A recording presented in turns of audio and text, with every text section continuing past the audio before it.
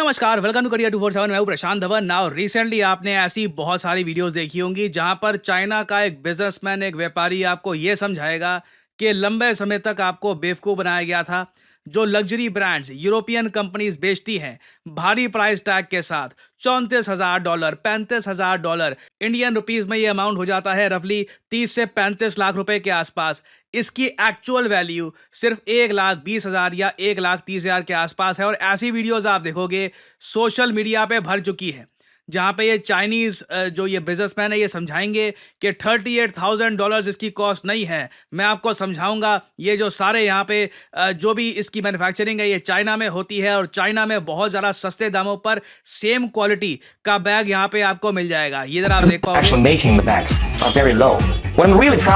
ना। अब यहाँ पे आपका सवाल आएगा, हाँ देखी तो है ये बहुत सारी वीडियोस आज के समय। अगर आपने नहीं देखी तो YouTube पे सर्च करिएगा या सोशल मीडिया पे और देखिएगा, चाइना लग्जरी ब्रांड्स वगैरह ऐसी दर्जनों वीडियोस आपको मिल जाएंगी जहां पर इन डिटेल ये समझाएंगे कि सब कुछ ही, चाहे वो कोई स्टैनली कप हो, चाहे कोई बैग हो, चाहे महंगे कपड़े हो। क्योंकि कई इंडियंस भी ना देखिए इन लग्जरी ब्रांड्स के दीवाने होते हैं। जिन इंडियंस के पास ऑफ कोर्स बहुत सारा पैसा होता है वो लोग काफ़ी बार यूरोप जाकर या फिर यूएस जाकर इन लग्जरी ब्रांड्स पर करोड़ों रुपए खर्चना पसंद करते हैं। इनकी एक ह्यूमंगस मार्केट। अगर आप यहाँ पर ये सोच रहे हैं वेट वेट वेट 35 लाख का एक बैग, 35 लाख का मैं फ्लैट ले लूं कहीं पर आराम से नोएडा, ग्रेटर नोएडा में। वेल देखो यहाँ पे आपको समझना होगा, हम यहाँ पर अल्ट्रा रिच लोगों की बात कर रहे हैं जिनकी नेटवर्थ आराम से 500-600 करोड़ के आसपास है। वो बहुत बड़े स्केल पर ये बड़े बड़े ब्रांड्स परचेज करते हैं और ना सिर्फ इंडिया में, दुनिया भर में ये आइटम्स बेच बेच कर यूरोप की कई कंपनीज बहुत ज्यादा अमीर हुई हैं। और अगर आप सोच रहे हैं कि अच्छा ठीक है अमीर लोग बन गए होंगे मगर मुकेश अंबानी या फिर मार्क जकरबर्ग उस लेवल के अमीर थोड़ी ना बने होंगे। वेल आपको एक इंटरेस्टिंग बात बताता हूँ। रिचेस्ट लोगों की जो लिस्ट है कभी गूगल करना, ठीक है। ये फोर्ब्स की लिस्ट आपको दिखा रहा हूँ। नंबर 1 पे ऑब्वियसली इलॉन मस्क आपको मिलेंगे, फिर जेफ बेजो, और फिर नीचे आप स्क्रॉल करोगे ना, मुकेश अंबानी के भी ऊपर आपको यहां पर दिखेगा बर्नार्ड आर्नोल्ड एंड फैमिली।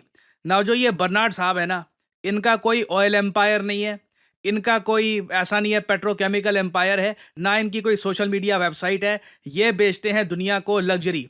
ये जो सारे ब्रांड्स अपने सामने आप देख रहे हो यहाँ पर, Bulgari, Dior, Louis Vuitton, Tag Heuer, ये सारे बड़े बड़े ब्रांड्स जो घड़ियां बेचते हैं 3-3, 4-4 लाख रुपए की, ऑफ कोर्स 20-30 लाख की भी घड़ियां आती हैं। परफ्यूम्स बेचते हैं 50-60 हजार रुपए के, कपड़े बेचते हैं लाखों रुपए के।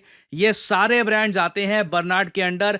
इन्होंने ये लग्जरी जो ये आइटम्स है ना, यही बेच बेच कर दुनिया भर में बहुत सारा पैसा कमाया है। ऑफ कोर्स इसमें कुछ पैसा जनरेशनल वेल्थ का भी है, मगर यहाँ पे मैं बस आपको दिखाना चाहता हूँ कि लग्जरी मार्केट कितनी बड़ी है। और जिन लोगों ने इस मार्केट से फायदा उठाया है ना, वो आज के समय रिचेस्ट पीपल की लिस्ट में बिल गेट्स और मुकेश अंबानी से भी ऊपर आपको मिलेंगे। और आप अगर इन लग्जरी ब्रांड्स की वेबसाइट पे जाओगे ना, आप सच में यकीन नहीं कर पाओगे कि प्राइसेस कहां पर पहुंचे हुए हैं। अगर हम सिंपल कोई की चेन देखें, लिटरली चाबी का छल्ला, जो काफी बार कंपनीज फ्री में भी दे देते हैं, कॉम्प्लीमेंट्री भी दे देते हैं। ये जो चाबी का छल्ला भी आप अगर देखोगे ना, तो ये 50,000, 60,000, इधर आप देख पाओगे 74,000 रुपीज का एक छोटा सा चाबी का छल्ला। आप अगर इन लग्जरी ब्रांड्स में वुमेन्स बैग्स या फिर और कपड़े देखने जाओगे तो कई बार ये 34 लाख, 35 लाख रुपए तक के बैग्स बेच रहे होते हैं। और अगर आपके माइंड में एक सवाल आ रहा है कि 35 लाख का बैग कौन परचेज करता है, $38,000 आप क्यों खर्च करना चाहोगे? वेल देखिए यहाँ पे आपको समझना होगा, एक अमीर आदमी की कोशिश ये रहती है कि वो अपनी आइटम से, अपने बैग से, अपने जो भी उसने पहन रखा है उससे इंट्रोड्यूस करवाए दुनिया को कि मेरी नेटवर्थ क्या है। क्योंकि वो अपना बैंक बैलेंस हर जगह फ्लैश कर नहीं सकता, तो आप कह लीजिए ये एक स्टेटस सिंबल होता है और इसकी एक ह्यूमंगस मार्केट है। और इस मार्केट को रिसेंटली बड़ी चोट पहुंचाई है चाइना के बिजनेसमैन ने। लिटरली मैं कहूँगा, हिंदी में जैसे हम कहते हैं ना, पोल खोल दी। इन्होंने पोल ही खोल दी है। इन्होंने खुलकर ये बता दिया कि देखो जो ये यूरोपियन ब्रांड्स हैं बड़े बड़े, जो काफी बार लिटरली लिखते हैं अपने बैग्स पर कि 35 लाख रुपए का बैग है मेड इन फ्रांस, ये बैग फ्रांस में बना ही नहीं होता। ये लोग सारा काम कराते हैं चाइना के लेबरर से। क्योंकि अगेन चाइनीज इन्फ्लुएंसर्स का क्लेम है कि चाइना में जो इनकी वर्कफोर्स है बहुत ज्यादा स्किल्ड है और बिल्कुल हाई क्वालिटी बैग्स ये बना देते हैं और ये बैग्स फिर सीधा ये इंपोर्ट कर लेते हैं फ्रांस में, इटली में, जहां भी यूएस में इंपोर्ट कर लेते हैं। वहां पर थोड़े बहुत बदलाव करते हैं, इसमें कुछ स्टिचिंग कर लेते हैं, made in US, made in France या मेड इन इटली का ये लोगो छाप देते हैं। और जो चीज 1 लाख रुपए की बनती है चाइना में, वो 40 लाख रुपए की बेची जाती है यूरोप और यूएसए में। इस तरीके से एक बड़ी इंडस्ट्री काम करती है और इन वीडियोस का इम्पैक्ट इतना बड़ा हुआ है कि इन सभी ब्रांड्स को अपनी रेपुटेशन बचाने के लिए ना प्रॉपर अब आज के समय लोगों को बताना पड़ रहा है कि ये लोग अपने बैग्स कहाँ से बनाते हैं। इनको जस्टिफिकेशन देनी पड़ रही है, समझाना पड़ रहा है अपने ग्राहकों को कि नहीं, चाइनीज इन्फ्लुएंसर्स की बात मत सुनिए, क्योंकि जो चाइना के जो लोग हैं वो तो ये कह रहे हैं कि सेम क्वालिटी की चीज आप हमसे परचेज करिए ना 1-2 लाख की, और हम आपको बता रहे हैं यही चीज बस फ्रांस में जाएगी, इस पर एक मार्क लग जाएगा लुई विटॉन का या फिर मेड इन फ्रांस का, और फिर ये बिकेगी 50-60 लाख की। तो बाय फ्रॉम चाइना, हमारी वेबसाइट से बाय कर लो। तो ये तो देखिए चाइनीज बिजनेसमैन ये सब कर रहे हैं, बट जो ये बड़े बड़े ब्रांड्स हैं इन्होंने आउटराइट कह दिया है ये सारी वीडियोस फेक है। जी हाँ, ये बड़े ब्रांड्स बलेंसियागा, ये कईयों के तो नाम भी मैं प्रोनाउंस नहीं कर सकता, अगर कुछ गलती हो जाए तो माफ कर देना, ये Miu Miu, Bulgari, Tom Ford वगैरह, इन सभी ने कहा है कि चाइना आज के समय जो भी क्लेम कर रहा है ये गलत है। इन लोगों का कहना है कि बिल्कुल इनकी सारी आइटम्स यूरोप में ही बनती है, इसलिए ये बहुत ज़्यादा महंगी होती है, क्योंकि यूरोप में स्किल्ड लेबर बहुत महंगा है। हर एक आदमी अगर काम करता है तो आराम से महीने की उसको सैलरी पे करनी होती है 6 से 7 लाख रुपए की। समझ लीजिए जो एंड प्रोडक्ट वो बनाएगा कई घंटों की मेहनत के बाद, वो भी काफ़ी महंगा होगा। और इधर आप देख पाओगे लुई विटॉन की, मैं आपको दिखा रहा हूँ वेबसाइट, नीचे स्क्रॉल करोगे तो इन लोगों ने अपनी वेबसाइट में लिखा हुआ है कि देखिए जो हमारी घड़ियां हैं वो एक्सक्लूसिवली हम स्विट्जरलैंड में बनाते हैं, जो हमारी ज्वेलरी है ये फ्रांस, इटली और स्विट्जरलैंड में बनती है, और जो हमारे सन ग्लासेस हैं, अगेन ये लाखों रुपए की चीज़ें हैं। इनको अपनी जनता को समझाना पड़ रहा है आज के समय, अपने कंज्यूमर्स को एश्योरेंस देनी पड़ रही है कि नहीं, हमने आपको धोखा नहीं दिया। जो हमारी फ्रेग्रेंसेस हैं ये फ्रांस में हम बनाते हैं, और कुछ अगर मटेरियल हम कहीं से इंपोर्ट करते भी हैं तो वो लोकेशंस भी ज़्यादातर अगर हम देखें तो यूरोप में ही है। और इस तरीके से एक्सप्लेनेशन हर बड़े ब्रांड को देनी पड़ रही है, क्योंकि बताया जा रहा है इन्होंने मिलियंस ऑफ डॉलर्स के कस्टमर खो दिए हैं, क्योंकि चाइनीज इन्फ्लुएंसर्स ने कुछ वीडियोस बनाकर इन ब्रांड्स की जो एक आप कह लीजिए इमेज थी उस पर बड़ा एक झटका डाला है। और अगर आप मुझसे यहाँ पर ये पूछ रहे हैं तो क्या अब ये जो ब्रांड्स हैं अब तो ये बंद हो जाएंगे ना, चाइना ने सब एक्सपोज कर दिया? नहीं, देखिए जो अमीर लोग हैं उनको स्टेटस अपना दिखाने के लिए कुछ ना कुछ चाहिए, तो कुछ समय के लिए इम्पैक्ट पड़ेगा इस सब का, बट वापस अमीर लोग इनको परचेज करना स्टार्ट कर देंगे।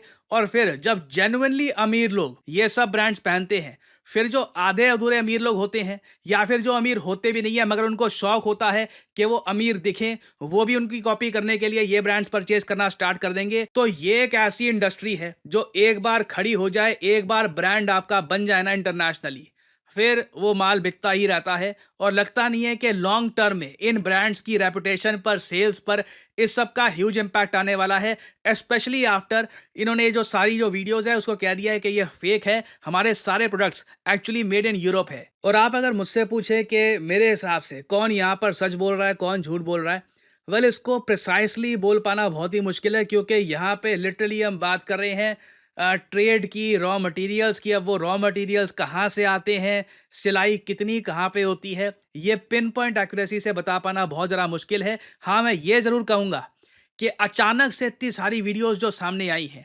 सेम क्वालिटी की, ऑलमोस्ट सेम स्क्रिप्ट भी है हर जगह, इससे शक तो साफ साफ आता है कि ये कहीं ना कहीं चाइनीज गवर्नमेंट द्वारा एक प्रोग्राम का पार्ट है, ये ट्रेड वॉर का पार्ट है जो हमने देखा है।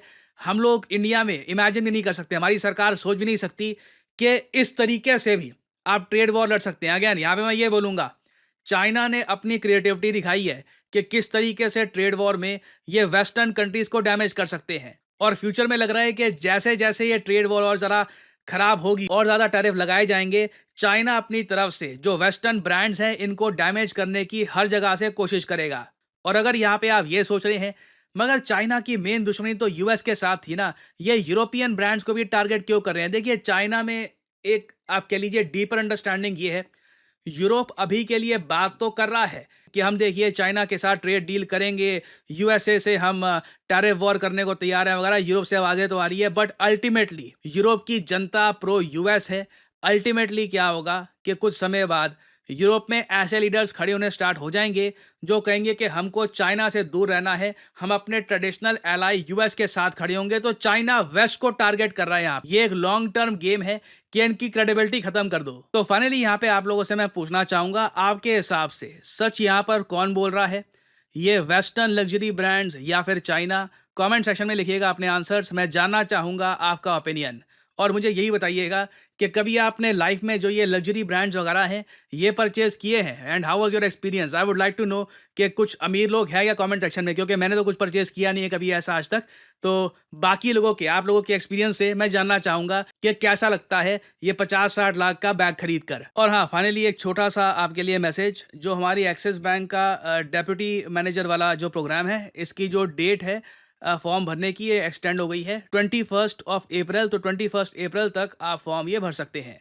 और फाइनली यहाँ पर मैं ये भी ऐड कर दूं कि जैसे कि आप लोग जानते हैं कि एक्सिस बैंक और करियर 247 मिलके आपके लिए लेके आए हैं द PBRM प्रोग्राम। इसके अंडर आप एक्सिस बैंक में एक डेप्यूटी मैनेजर के रूप में ज्वाइन कर सकते हैं। आपकी सैलरी होगी पर एनम 6.3 लाख रुपीस, और साथ में जो आपके अलग से इंसेंटिव होंगे उससे आप और ज़्यादा कमाएंगे।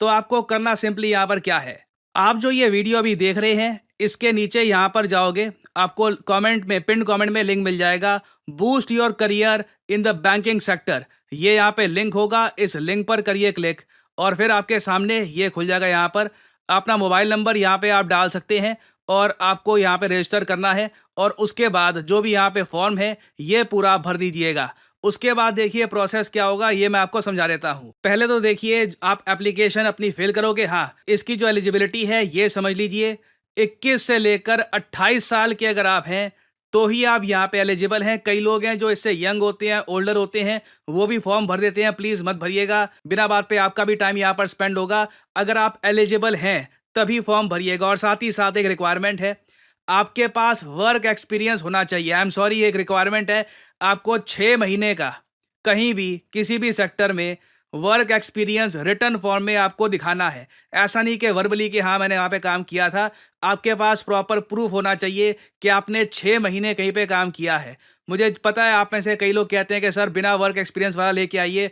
देखिए हम लोग कोशिश कर रहे हैं, करियर 247 में हम लोग पूरा प्रयास करेंगे कई बैंक्स के साथ पार्टनरशिप करके ना इसी तरीके के प्रोग्राम्स आपके लिए लेके आए। कई बड़े बैंक है भारत में, फेडरल बैंक, ICICI बैंक, कोशिश करेंगे लेके आए। हर बैंक की अपनी रिक्वायरमेंट्स होती है, तो हमें उसके हिसाब से चलना पड़ेगा, ठीक है। तो अगर आप एलिजिबल हैं तभी ये फॉर्म प्लीज फिल करिएगा। आपकी करियर 247 के काउंसलर से बात होगी, आपको एक इनिशियल पेमेंट करनी होगी 300 रुपए की। उसके बाद आपका टेस्ट लिया जाएगा, मैथ, रीजनिंग, इंग्लिश कम्युनिकेशन, ये सब चीजें आपकी टेस्ट की जाएगी। टेस्ट जनरली काफी इजी रहता है। उसके बाद देखिए करियर 247 जब चेक कर लेगा कि आप एलिजिबल हो, उसके बाद आपका एक सेकेंड इंटरव्यू राउंड होगा जो कंडक्ट करेगा एक्सिस बैंक, और फिर final offer letter Axis bank द्वारा आपको सेंड किया जाएगा।